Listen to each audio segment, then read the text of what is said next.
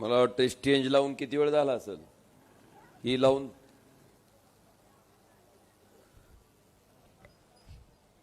ह्याच्यावर एक एवढा थर बसलाय दुर्याचा.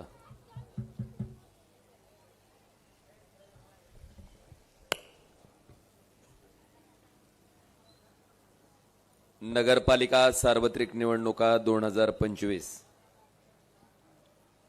या निवडणुकीच्या निमित्तानं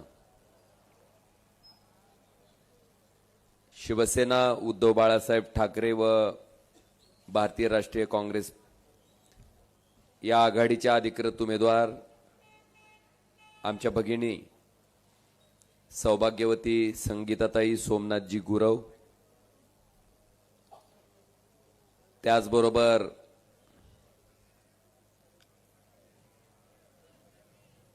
प्रभाग क्रमांक 8 चे अधिकृत उमेदवार प्रदीप भैया मुंडे व 8ब च्या नगरसेवक पदाच्या अधिकृत उमेदवार मानसी नवज्योतजी शिंगाडे यांच्या प्रचारार्थ आयोजित केलेल्या या प्रचार सभेला ज्याने आत्ताच संबोधित केलं ते आपल्या तालुक्याचे लोकप्रिय आमदार सन्माननीय कैलासदादा पाटील साहेब, मंचावर उपस्थित असलेले आपल्या नगरीचे माजी नगराध्यक्ष सन्माननीय नंदुभैया राजेनिंबाळकरजी, शिवसेनेचे माजी जिल्हा प्रमुख आणि ज्येष्ठ नेते सन्माननीय भारतनाना इंगळे साहेब, त्याचबरोबर धनंजयजी राऊत काँग्रेसचे युवा नेते. मी धनंजयजीचा आभार व्यक्त करतो की नगराध्यक्ष पदासाठी त्यांनी उमेदवारी भरलेली असताना सुद्धा आघाडीचा धर्म पाळत त्यांनी त्यांची उमेदवारी परत घेतली. त्याचबरोबर सन्माननीय अभिजितजी कदम, नाना गाडगे, चेतनजी वाटवडे, व्यासपीठावरील सगळेच मान्यवर, श्वेताताई दुरुक्कर आमच्या भगिनी युवती सेनेच्या जिल्हा प्रमुख आणि व्यासपीठाच्या समोर उपस्थित असलेले आपण सर्व वडीलधारी मंडळी, बंधू भगिनी आणि जिथपर्यंत माझ्या माईकचा आवाज पोहोचतोय तिथपर्यंत ऐकणाऱ्या माझ्या माता भगिनी आणि बंधूंनो, सगळ्यात पहिल्यांदा मला आपल्याला ह्या प्रश्नाचं उकल करायची आहे की आपल्या शहरातले रस्ते, ज्या रस्त्याला 20 महिन्यापूर्वी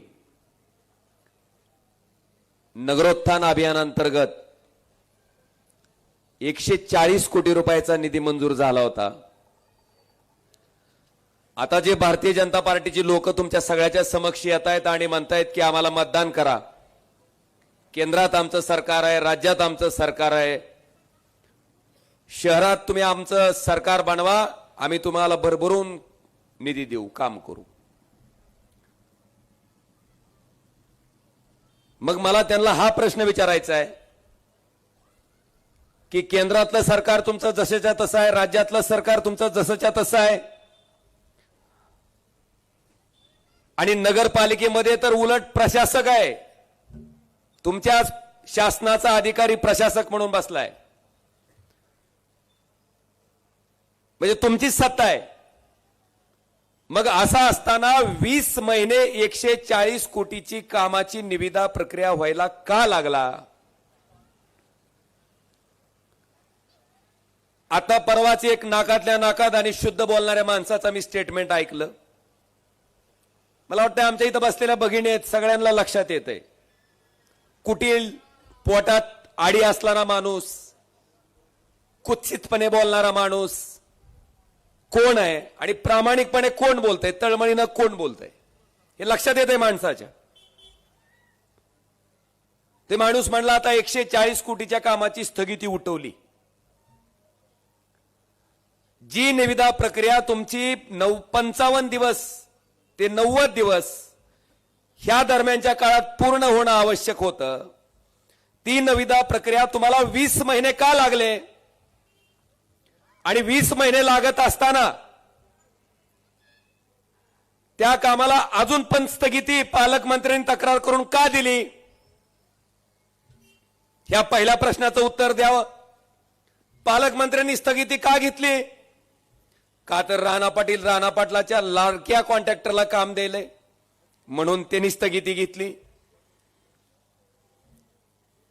नगर विकास मंत्र्याकडे फोन करून पत्र देऊन, माझ्याकडे पत्र आहे ते, हो का, पालकमंत्री महोदयाचं पत्र आहे.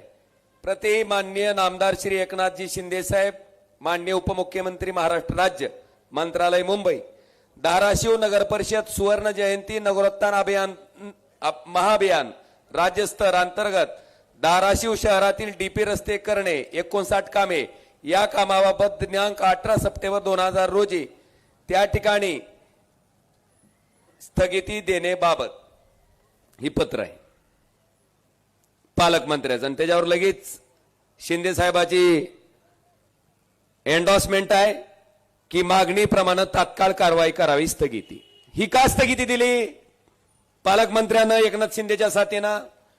का तर 340 कोटीच्या जिल्हा नियोजन समितीच्या कामाला जी पालकमंत्र्यानं जिल्हा नियोजन समितीनं मंजूर केली त्याला ही तेरचं शुद्ध बोलणारं मांजर आडवं गेलं, त्या मुख्यमंत्र्याकडे गेलं आणि त्यानं तक्रार करून ह्यांच्या 340 कोटीच्या कामाला स्थगिती दिली. त्याचंही ऐका. निधीवरील स्थगिती जी आहे ते आदरणीय मुख्यमंत्री देवेंद्रजी फडणवीस, उपमुख्यमंत्री श्री एकनाथ शिंदे, उपमुख्यमंत्री श्री अजितदादा पवार, सोलापूरचे पालकमंत्री जयकुमार गोरेजी, मी स्वतः आणि राणा पाटील यांच्या समक्ष एक बैठक झाली आणि त्या बैठकीमध्ये या ठिकाणचे स्थानिक आमदार राणा पाटील यांना काही संभ्रम निर्माण झाला होता आणि त्या संभ्रमामुळे त्यांनी मुख्यमंत्र्यांकडे तक्रार केली होती आणि त्या तक्रारीच्या अनुषंगाने माननीय मुख्यमंत्र्यांनी त्याला स्थगिती दिली होती. कशी झक मारायची? 340 कोटीच्या कामाला संभ्रम निर्माण झाला तेरच्या मांजराला आणि त्याच्यातनं त्यांनी तक्रार केली आणि त्या तक्रारच्या आधारे 340 कोटीच्या कामाला स्थगिती दिली. म्हणजे तू माझ्या 340 कोटीच्या लोण्याच्या गोळ्याला स्थगिती देतो म्हणून मी तुझ्या 140 कोटीच्या लोण्याच्या गोळ्याला स्थगिती देतो. ही वस्तुस्थिती आहे. आणि ह्याच्या मागचं राजकारण काय? तुम्ही खासदारकीला ओमराजेला निवडून दिलं, आमदारकीला कैलास पाटलाला निवडून दिलं. ही जिल्ह्याचे नेते म्हणून बाहेर सांगत हिंडतय, पण फक्त एकटंच निवडून आलंय तुळजापूरला. एकटंच आलंय निवडून, ती बी कानावून गेलं, थोडं उमेदवार सोपा पडला.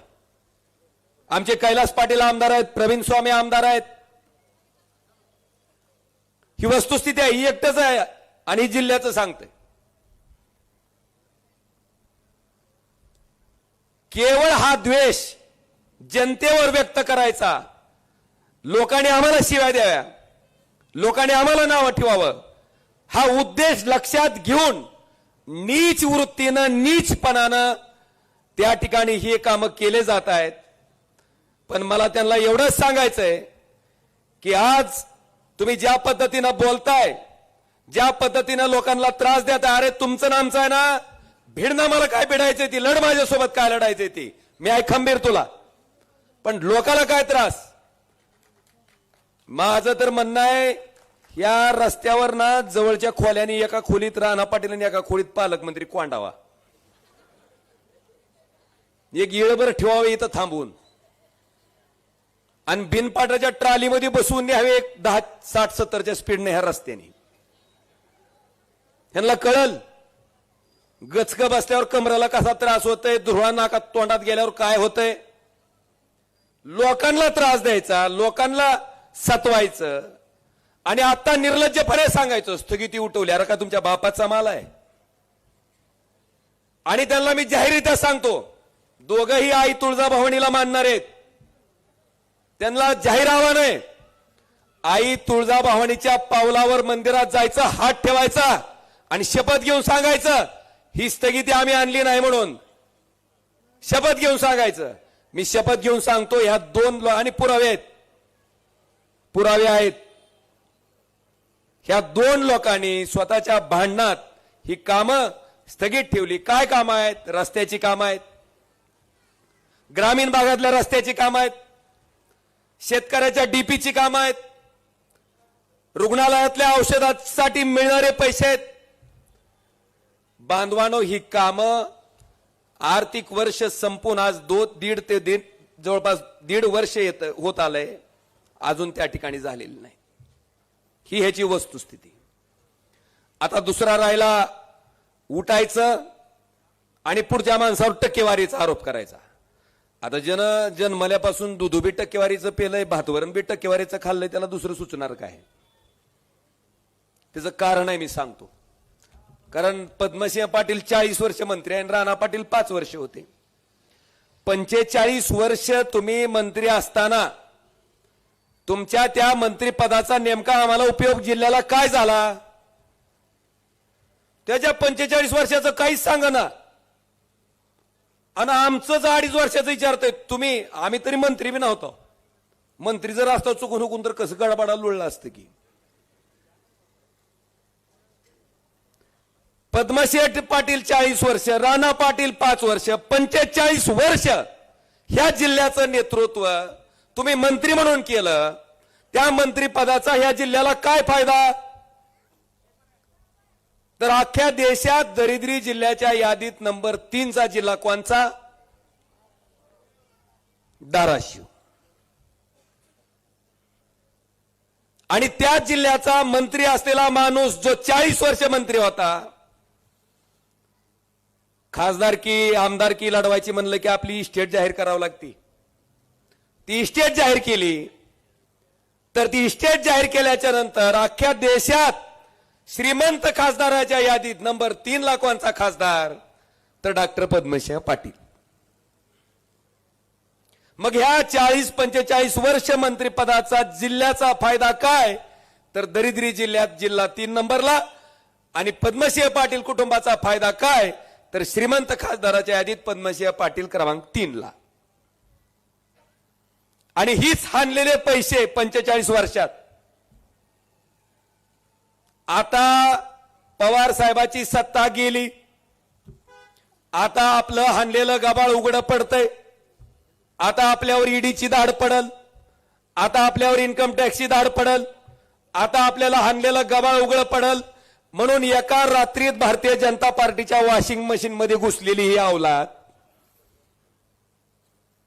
दुसऱ्या दिवशी भाजपनं धुवून स्वच्छ करून उभा केली. गेलं का नाही भाजपमध्ये? एका रात्रीत 100च्या स्पीडनं भाजपमध्ये गेलं. आणि म्हणला कशासाठी गेला बाबा भाजपमध्ये? म्हणतोय विकास करायला गेलो. आता 45 वर्ष काय झक मारलीस मग? त्याच्या उलट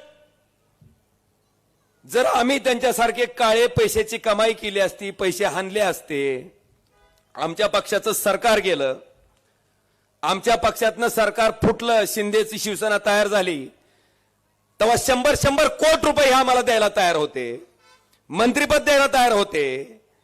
त्या 100 कोटीवर, त्या मंत्रिपदावर लात मारून आपण आपल्या आयुष्यात काही काळ केलंच नाही तर कुणाच्या बापाला काय घाबरायचं कारण आहे? म्हणून खंबीर पाय खुट्टा ठोकून त्या कमळाबाईच्या वॉशिंग मशीन मध्ये मी पडलो नाही, पालता पडलो नाही तिथं स्वच्छ व्हायला. आहे इथं आहे, प्रामाणिक आहे, कुणाच्या बापाला घाबरत नाही. मला वाटतं एवढं उदाहरण आमचं प्रामाणिकपणा सिद्ध करायला पुरेसं आहे. उठलं की कॉन्ट्रॅक्टरच्या टक्केवारीच बोलतंय. अरे 100 कोटी रुपये तेव्हा द्यायले होते, त्याच्यावर लात मारणारा माणूस ह्या 5-10 लाखासाठी करील का? हा प्रश्न माझा साध्या सर्वसामान्य जनतेला आहे. आणि तुझ्यासारखी हाणाहाणी केली असती तर लगेच स्वच्छ व्हायला वॉशिंग मशीन मध्ये पडलो असतो ना. हित प्रामाणिकपणे उभा आहे, त्याचा अर्थ प्रामाणिक आहे. आणि दुसरी सगळ्यात महत्वाची गोष्ट, ज्या बाई उतरव दादांनी या मतदारसंघाचं खासदार आमदार म्हणून नेतृत्व केलं, त्यांचा वारसा जपायचं काम मी असेल कैलास पाटील आम्ही दोघं करतोय. भाई उद्धवराव दादांना मुख्यमंत्री करतो म्हणले होते चव्हाण साहेब, यशवंतराव, फक्त तुम्ही पक्ष सोडा आणि काँग्रेसमध्ये या. आता म्हणले असे तर चांगराचिंगरी झाली असती. भाई उद्धवराव दादांनी नकार दिला. म्हणले माझा शेवटचा श्वास मी शेतकरी कामगार पक्षाच्या झेंड्यातच घेणार. मला वाटतं ज्या माणसानं, ज्या भाई उद्धवराव दादांनी ही त्यागाची परंपरा सिद्ध केली, शेतकरी शेतमजुराची परंपरा सिद्ध केली, त्यांच्या नावाला गालबोट लागल असं वर्तन आपल्याकडून होता कामा नये. आम्ही ठामपणे थांबलो, प्रामाणिकपणे थांबलो. हा फरक आहे आमचा आणि त्यांच्यातला दुसरा. आणि बांधवानो, हे सारखं आता मी परवा ऐकलं की आम्हाला विचारतंय काम काय केलं. तुझं 45 वर्षाचा इतिहास माहितीये. दरिद्री जिल्ह्यात 3 नंबरला, श्रीमंत खासदाराच्या यादीत तू 3 नंबरला. आता आमचं 2.5 वर्षाचं बी ऐकून घे. 1.5 वर्ष कोरोनामध्ये गेलं तर 1 वर्ष आम्हाला काम करता आलं. ते बी आम्ही मंत्री नव्हतो, फक्त उद्धव ठाकरे साहेब मुख्यमंत्री होते. त्या काळात धाराशिवचं शासकीय वैद्यकीय महाविद्यालय आम्ही मंजूर करून आणलं, चालू केलं. ह्या वर्षात डॉक्टर झालेली लेकरं त्या कॉलेजमधनं बाहेर पडते. ते आमचं पहिलं काम. घे म्हणावं लिहून.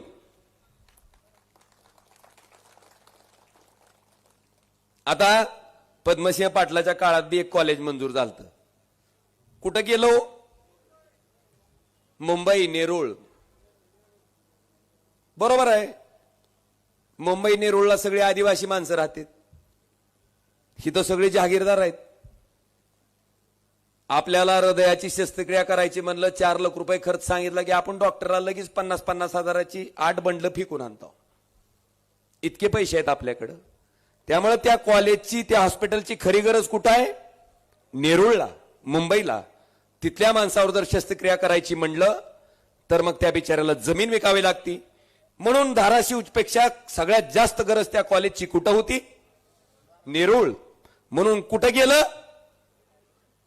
कशानं हाणताव रे? नेरूळला केलंय. आणि बांधवानो, कॉलेजचा फायदा काय माहितीये ह्यांना? 1 MBBS पोरग जर ऍडमिशन करायचं म्हणलं तर 1.5 कोटी ते 2 कोटी रुपये फीस घेते, डोनेशन घेते त्याच्याकडून. 1.5 ते 2 कोटी. मला डॉक्टर पाटील राणा पाटलाला जाहीर आव्हान आहे, ह्या जिल्ह्यातलं एक गरीबाचं लेकरू तुम्ही डॉक्टर केलेलं 1 पैसाही न घेता आम्हाला दाखवावं. इथं स्टेजवर तुमचा जाहीर सत्कार करीन बापल्याकाचा. आणून दाखवा आम्हाला 1 लेकरू. एकही नाही, एकही नाही. ही म्हणतंय मी 12 वाड्यां 13व्या तीरचा पाटील आहे. ही माझ्या गाड्या काढते. तू दत्तक गेलेला पाटील आहे, तुला माहित नसेल तर. तुम्हाला त्याला दत्तक दिलंय बाजीराव पाटलाला, फंड पाटलाच्या घरी. आणि त्याला दत्तक देताना आमच्या राजे निंबाळकर, आमचे पंजोबा गोपालराव राजे निंबाळकर यांची ह्या धाराशिव जिल्ह्यातली निमी इस्टेट, हैदराबादला कोर्ट होतं, त्या कोर्टाच्या कामात खर्च झाली, तेव्हा ही दत्तक गेलंय तिथं फंड पाटलाकडे. ही 12 वाड्याचा पाटील आणि 13 गावचा तीर. ही सांगतय मोठाडपणात मी एवढ्या गावचा पाटील आहे. आणि ही विरोधक माझी 7 कोटीची गाडीच काढतात. ह्या इथं कैलास पाटील बसलेत, ही बी पाटीलच आहेत. ही गाडगे पाटील आहेत. मला तुम्हाला विचारायचंय, या धाराशिव जिल्ह्यातले पाटील ज्यांच्याकडे 200-200 एकर जमीन आहेत, एकाकडे तरी 7 कोटीची गाडी आहे का हो? एकाकडे तरी? बरं, ही ऊस लावते, द्राक्ष लावते, सोयाबीन लावते, तरी ह्यांच्याच्यानं 7 कोटीची गाडी घेणं होईना. पण तेरचा पाटील येड्याबाबेची शेती करून 7 कोटीच्या गाडीत हिंडत असेल तर तुम्ही काय म्हणता? कुत्र बाबळी का?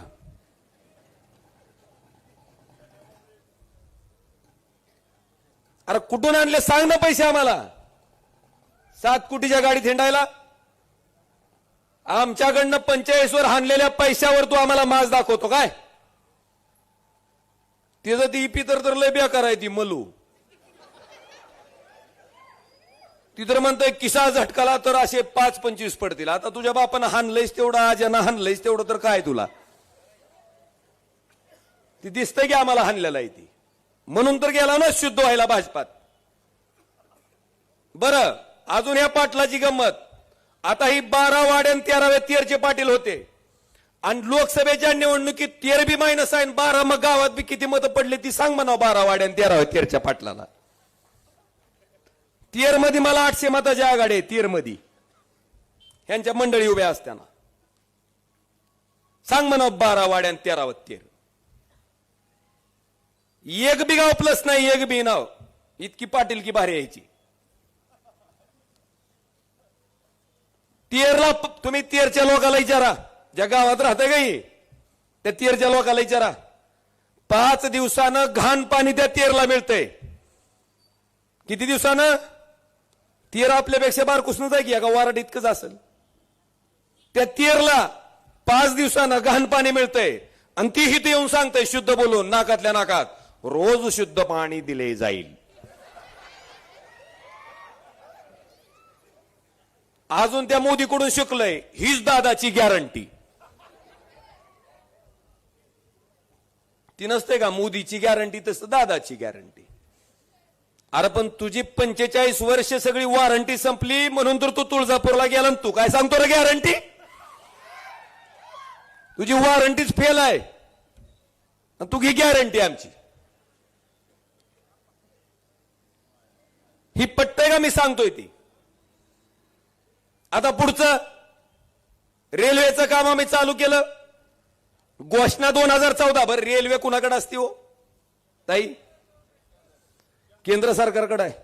ह्याला सांगावं जाऊन कुणीतरी.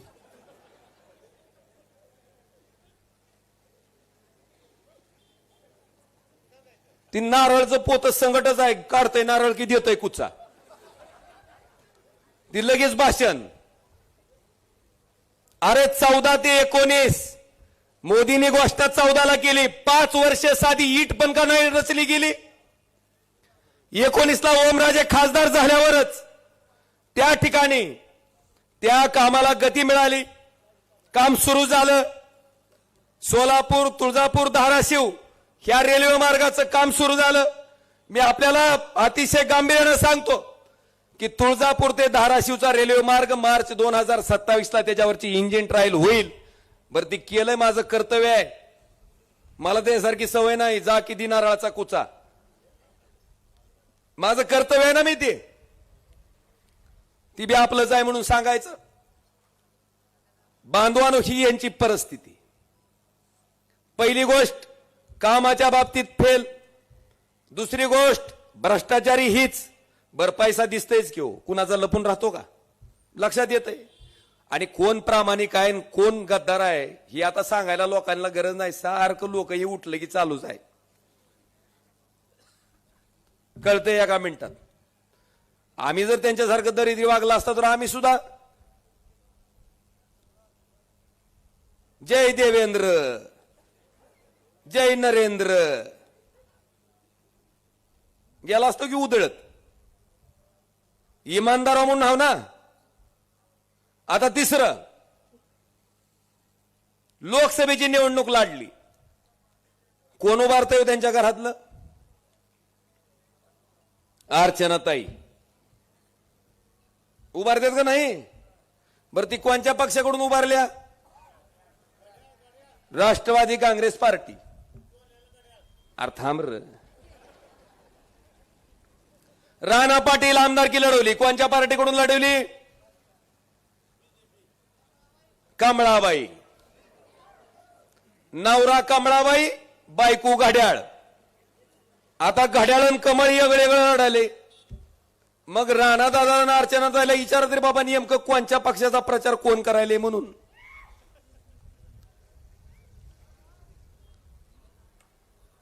खासदारकी लागली अर्चनाताई, आमदारकी लागली राणा पाटील, आणि आता जिल्हा परिषदचा अध्यक्षपद ओपन महिलेला पडलं. आल्या माऊली पुन्हा अर्चनाताई. त्यांचं घर सोडून बाकीच्याला अक्कल.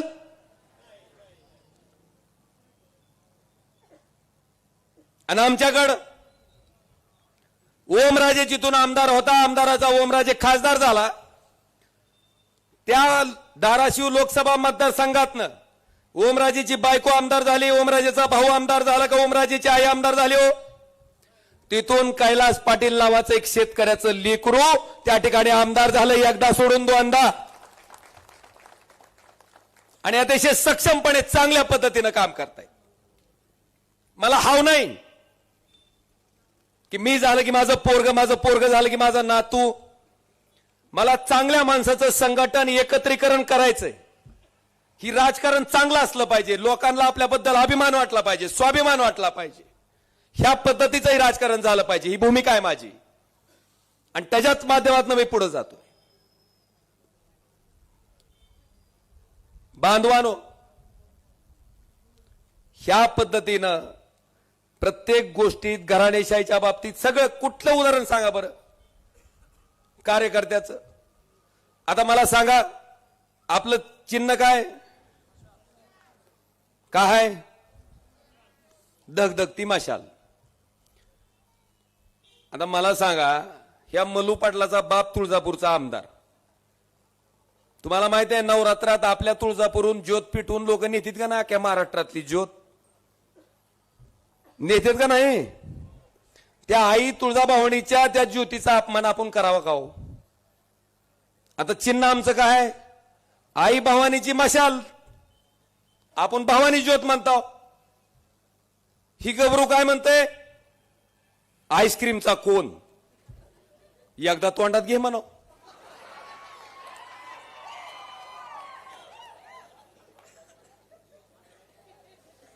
काय हरकत आहे? तुळजापूरला ती ज्योत पेटून आणायची आणि घ्या म्हणायचं दादा मल्हार आईस्क्रीमचा कोन जरा खाऊन दाखवा म्हणाव. गार लागते का गरम होते बघू तरी. उठलं की काय बी बोलायचं. याचा तुम्ही विचार करा बांधवा.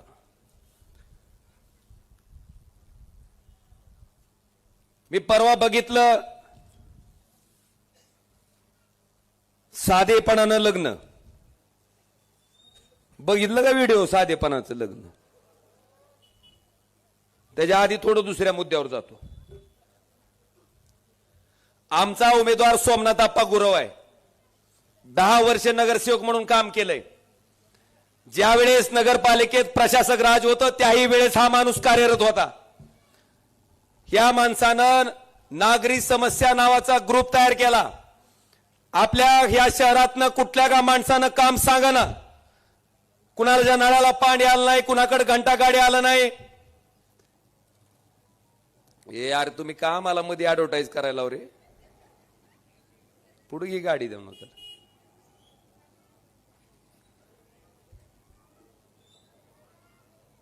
कुणाचं कुत्रा मरून पडलंय, कुणाकडे लाईटीची अडचण आहे, लाईटीचे पोल आहेत दारात, कुणाची नाली तुंबली. आप्पाला त्या ठिकाणी त्या ग्रुपवर आला, माझ्याकडे आला तर मी त्या ग्रुपवर टाकायचं. ह्या माणसानं नगरसेवक पदावर नसताना त्या प्रत्येक माणसाचं काम प्रामाणिकपणे करायचं काम सोमनाथ आप्पा गुरव यांनी केलंय आणि त्यांच्या पत्नीची निवडणूक लढवत आहेत. 24 तास मधला 24 तास वेळ येणं सामान्य माणसासाठी दिलाय. पूर्ण वेळ तुमच्यासाठी उपलब्ध असणारा माणूस आहे. सोमनाथ गुरव ज्या मतदारसंघातनं नगरसेवक होते, आपण विचारा त्यांना, त्या भागातल्या लोकांना की ह्या लेकराचं काम कसं आहे. आमची उमेदवारी देताना ही पात्रता आणि त्यांची. गणपतीत ओमराजे पुढे डान्स कोण हाणते?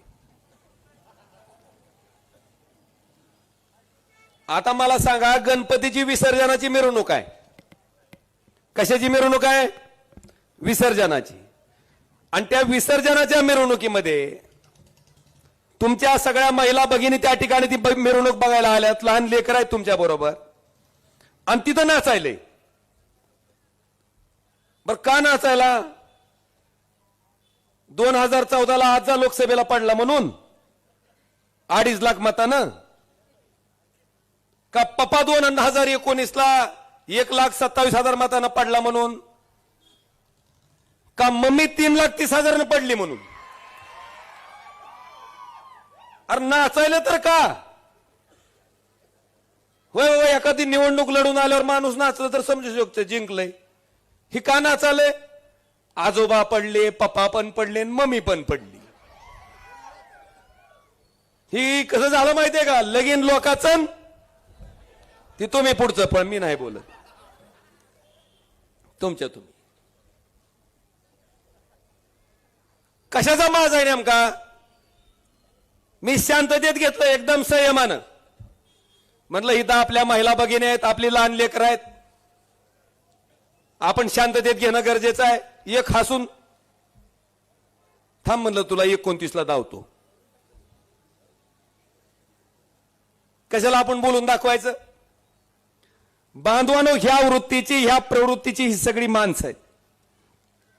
कैलासदादाने आता सांगितलं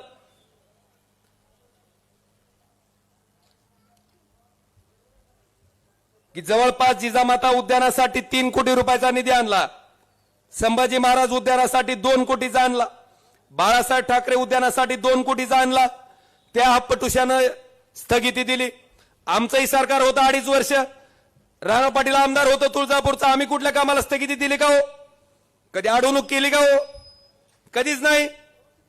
कारण त्या मतदारसंघाला का त्रास द्यायचा आपण? त्या सामान्य माणसाला का त्रास द्यायचा आपण? बांधवानो, ही भूमिका लक्षात घेऊन त्या ठिकाणी आम्ही मार्गक्रमण करतो. आज या ठिकाणी मी 200 कोटीचा भ्रष्टाचार मी आज ऐकलंय. ह्याला आज साक्षात्कार झालाय. आता परवा दिवशी मतदानाने ह्याला आज साक्षात्कार झालाय. नगरपालिकेची टर्म संपून आता जवळपास 4 वर्षात आली. जर चुकीचं काय झालं असतं तर 4 वर्ष आधीच करायचं ना. काय करायचं ती? आज उगं उठून साफ म्हणून भुई बडवण्यात काय अर्थ आहे? नुसतं बोलायचं, नुसतं आरोप करायचे, पळून जायचं. बांधवानो, आता या प्रवृत्तीच्या, या वृत्तीच्या लोकांना त्या ठिकाणी आता आपण धडा शिकवणं नितांत गरजेचं आहे. आज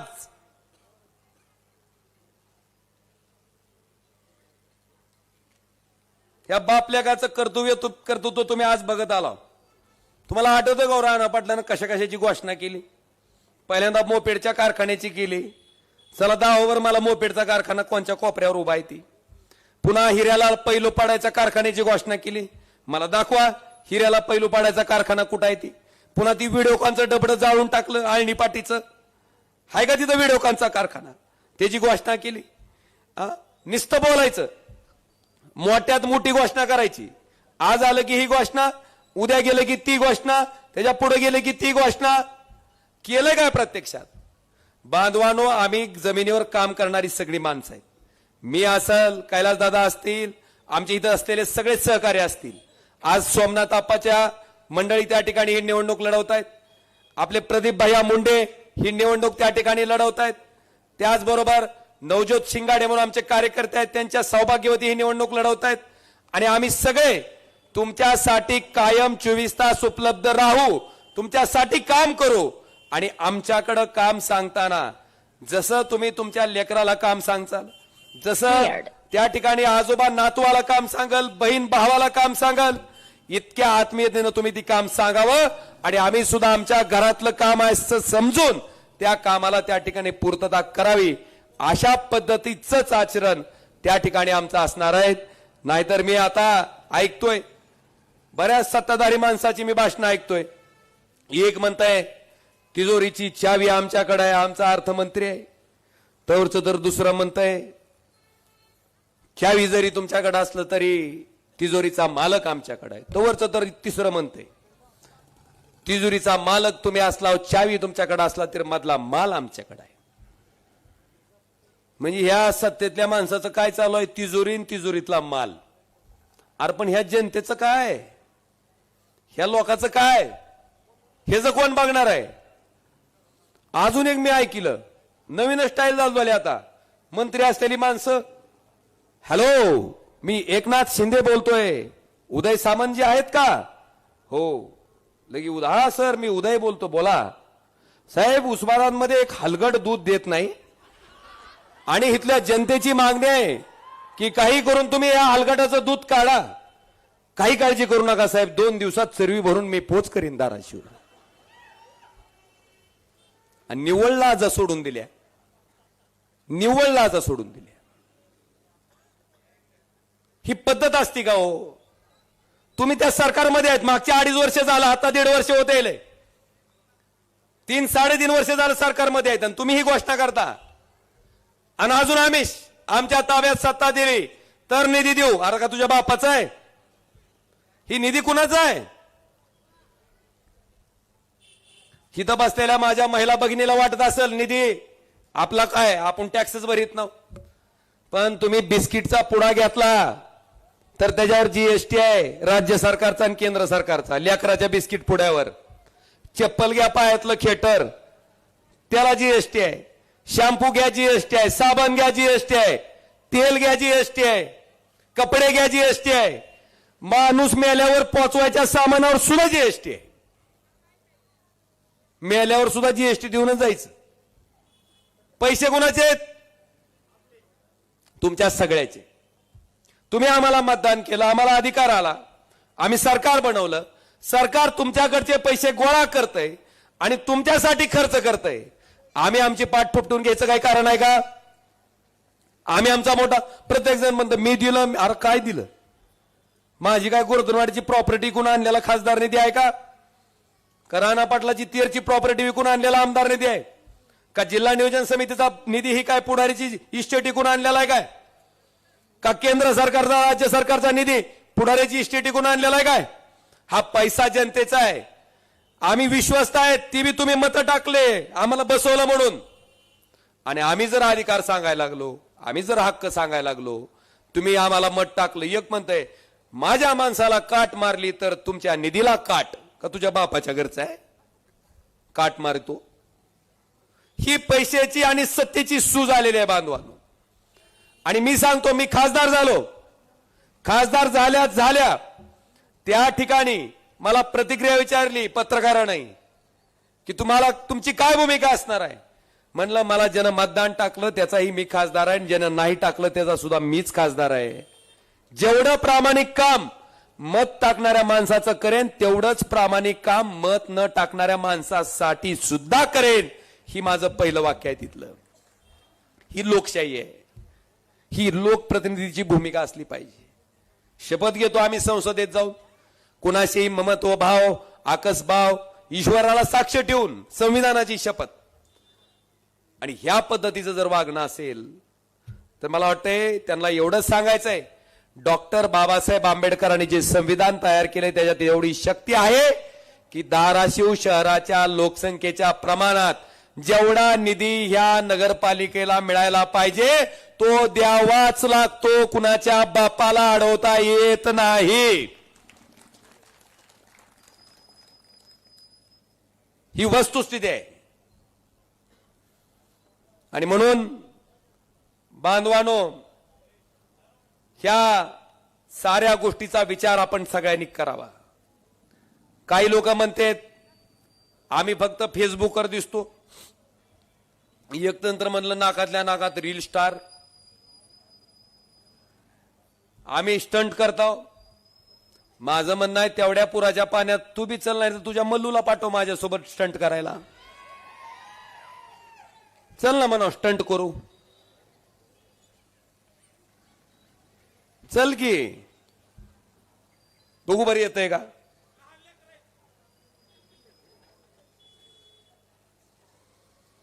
अरे त्याला हिम्मत लागते, त्याला जाणीव लागते की आपल्या घरातला एखादा माणूस जर त्या ठिकाणी थंडीत कुडकुडत असेल. बांधवानो, मी बघितलंय, मी स्वतः माझे कपडे ओले झाले होते, अर्ध्या तासात मला थंडीनं काकडून गेलतो मी स्वतः. आणि मग मी विचार केला की 2 वर्षाचं लेकरू आहे, त्याची आई आहे, त्याचे आजी आजोबा आहेत, 24 तासापासून छतावर आहेत घराच्या पडत्या पावसात, 24 तासात अंग भिजून काय अवस्था असेल, खायला भाकर नाही, पोटात अन्नाचा कण नाही, काय अवस्था असेल. म्हणलं आपलं पोरग, आपली बायको, आपला वडील, आपली आई जर अशा अडकलं तर आपण बघत बसाल का. बांधवानो, जी शिकवण आहे मला की बाबा आपला माणूस संकटात असेल तर बघत बसणं ही माझी भूमिका नाही, आपण तिथं पुढे गेलं पाहिजे.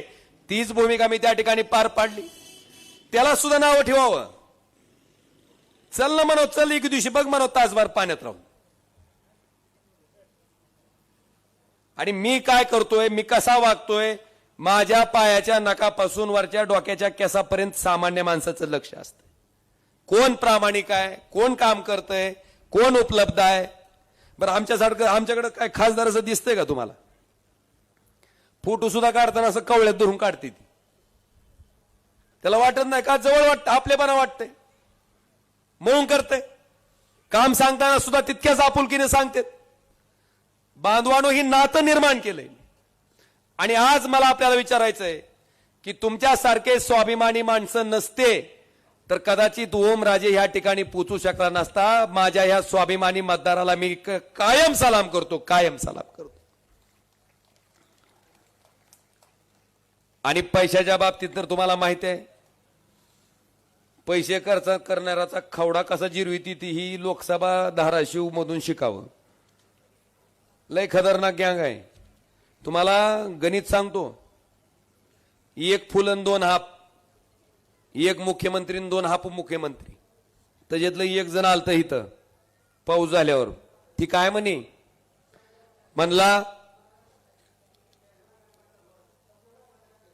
म्हणला रे मी 50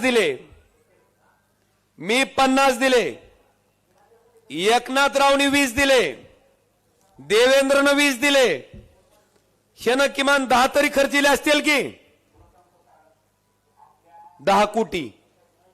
आर म्हणले 100 कोटी खर्चून जर ही 3,30,000 पडतंय, नेमकी माणसं कसली आहे ती बघावं लागेल म्हणले आपल्याला.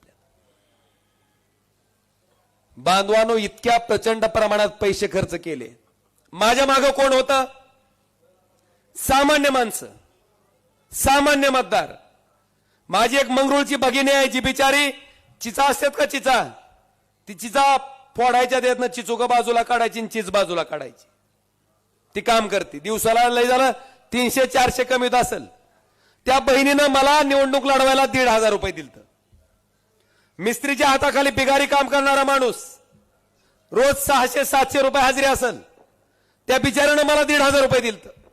पण बांधवानो, ह्या सत्ताधारी मंडळाच्या या राणा पाटलाच्या 100 कोटीला माझ्या कष्टाचे 3,000 रुपये, माझ्या लोकांचे 3,000 रुपये नाही ऐकले.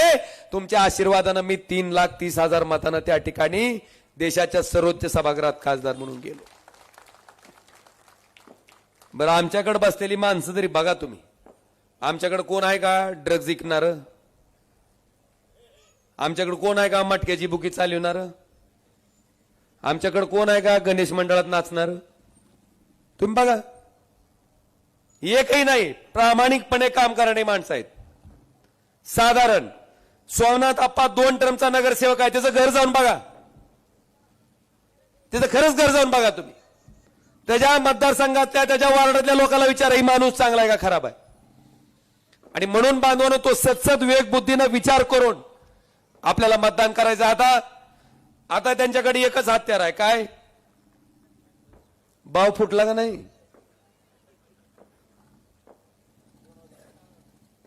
नानाकडे फुटलाय. 2,000 म्हणतात नाना. मला तुम्हाला सगळ्या मतदाराला आवाहन करायचंय, 2,000 रुपये आपण मताला गेलो. किती वर्षासाठी निवडून पाठवायलो? 5 वर्षासाठी. एका वर्षात किती दिवस? 365. 5 वर्षात कर हिशेब लवकर. हिशेब केला नाही म्हणतो राणा पाटील, डॉक्टर पाटील 45 वर्ष मंत्री राहिले आमच्याकडे. अरे कॅल्क्युलेटर काढा गिर कोणतरी, मग सांगा की. 1825. 1825 दिवसासाठी 2,000, बरोबर आहे? तरी एका दिवसाला किती?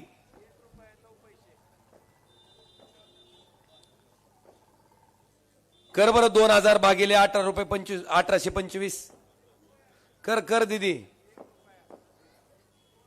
तुम्हाला अजून कसं ग? जाऊ दे, मीच करतो.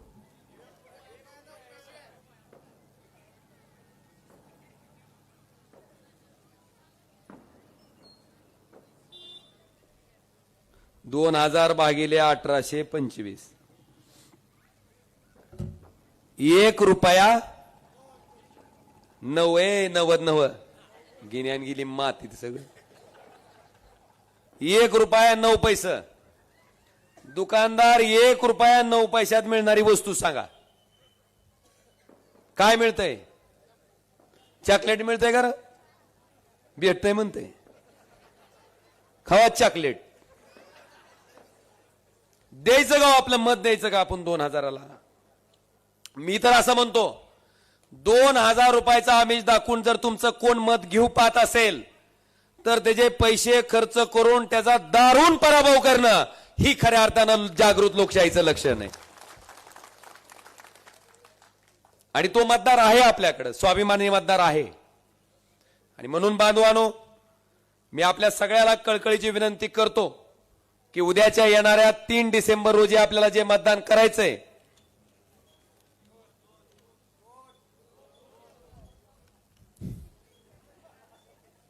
माझा फ्यूज उडालेला नाही, पण मी तपाशीत असतो.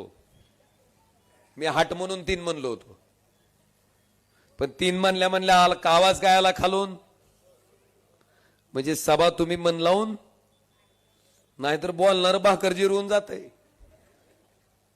खालच्याला काहीच कळत नाही. मी बघायला ओमराजेचं भाषण ऐकायला का राणा पाटलाचं ऐकायला, कळलं पाहिजे, पटलं पाहिजे, समजलं पाहिजे आणि ते सिद्ध पण केलं पाहिजे. मला वाटतंय आपण जागृतपणे ही सभा ऐकली, आपण समजून घे ही सभा ऐकली, त्यामुळे 100% ही सभा यशस्वी झाली असं आपल्याला या ठिकाणी त्या ठिकाणी म्हणता येईल. आणि म्हणून बांधवांनो, विनंती करतो की उद्याच्या 2 डिसेंबर रोजी आपल्या नगराध्यक्ष पदाच्या उमेदवार आमच्या भगिनी सौभाग्यवती संगीताताई सोमनाथजी गुरव यांचं गुलाबी मतपत्रिकेवर नगराध्यक्ष पदासाठी कितव्या नंबरला चिन्ह आहे? 3 नंबरला. काय आहे? तुम्हाला आईस्क्रीम खाताना मशाल बघितली की हसू आलं पाहिजे, कवाच इसरायला नाही पाहिजे. मागच्याला आता कळालंय बघ, रे लेट करंट. काय चिन्ह आहे? मशाल. त्याचबरोबर आपल्या प्रभागमध्ये त्या ठिकाणी 8अ चे उमेदवार मानसी नवज्योत शिंगाडे यांचं चिन्ह सुद्धा काय आहे? नंबर कळालाय का त्याचा? त्याचा नंबर आहे 4 नगरसेवक पदासाठी. आणि 8ब मधनं आपले उमेदवार आहेत प्रदीप भैया मुंडे. भैया आपलं कितव्या नंबरला आहे? यांचा आहे 5व्या नंबरला. नगरसेवकाचं ताईचं आहे 4थ्या नंबरला मशाल, 5व्या नंबरला भैयाचं आहे. आणि नगर अध्यक्षाचं 3ऱ्या नंबरला आहे. म्हणजे 3, 4 हे सोपा आहे तुम्हाला खटका. पण नीट बघा, मतदानाला गेल्यावर घाई गडबड करू नका. मतदान लवकर केल्यावर निवडणूक आयोग काही बक्षीस देत नाही. शांततेत जावा, नीट चिन्ह बघा, मशालच्या पुढचं बटन दाबा आणि परत एकदा जसं लोकसभेला, जसं विधानसभेला, जसं तुम्ही 2 वेळेस आमच्यावर आशीर्वाद दिलात, त्याच पद्धतीनं या नगरपालिकेच्या निवडणुकीत आमच्यावर आशीर्वाद द्या आणि या विजयाची हॅट्रिक करा. तुम्हाला कधीही तुम्ही टाकलेल्या मताचा पश्चाताप होणार नाही. कायमस्वरूपी तुम्हाला स्वाभिमान वाटल, तुम्हाला अभिमान वाटल. कारण तुम्हाला मला विचारायचंय, तुम्ही ओमराजेला मत टाकलं, तुम्हाला पश्चाताप होतय का हो? तुम्हाला कोण वाईट म्हणतंय का? तुम्हाला फसवल्यासारखं वाटतंय का? तुम्हाला जर वाटला तर अभिमानच वाटेल. ह्याच पद्धतीचं काम माझ्याकडनं, आमदार साहेबाकडनं आणि आमच्या सगळ्या नगराध्यक्ष आणि नगरसेवकाकडनं होईल एवढं आश्वासन देतो आणि आपली रजा घेतो. धन्यवाद. जय हिंद, जय महाराष्ट्र.